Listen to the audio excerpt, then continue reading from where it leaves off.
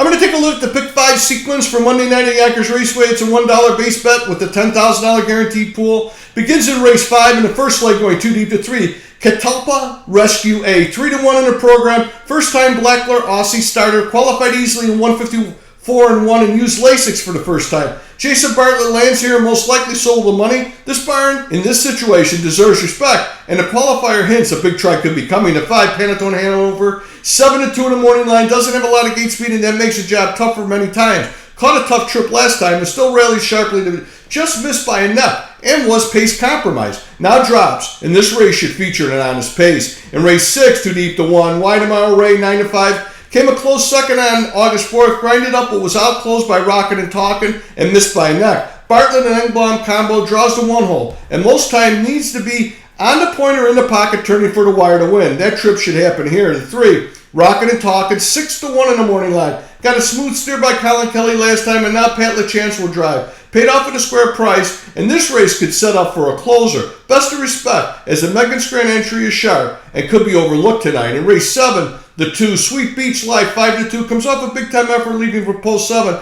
to miss by a nose. That snapped a 3-race win streak and now bumps up. The Alexander training is very sharp and can leave as fast as the gate car. Still fits well with this kind and will look for another big try. The 3, end of a story, 4-1, steps up a couple levels after crushing the non-winners of 20,000 last 5, drawing off by 4 lengths. Should offer a nice price and could get the pocket behind Sweet Beach and could trip out and double up. In race 8, I'm going to go 3 deep in a tough race 2. All class, 4-1, has cashed small checks in the last 2 races versus this kind. And then the first start was off 3 weeks between races and last time drew the 7 hole. The last effort was good and Bartlett has a postage on some tough foes here. This is a race. Whoever gets the best trip could win. And the 5-year-old has the best driver doing the steering. The 5, Duncan, 3-1. Will be betting the second start on Lasix. Has been off since August night and was hung out to dry in that mile. If it gets off the gate without any missteps, George Brennan should provide the right trip for a picture. And the second time Lasix could be the winning difference. The 6, he's a chart topper A, 7-2. Left from post 4 and wired this type last time.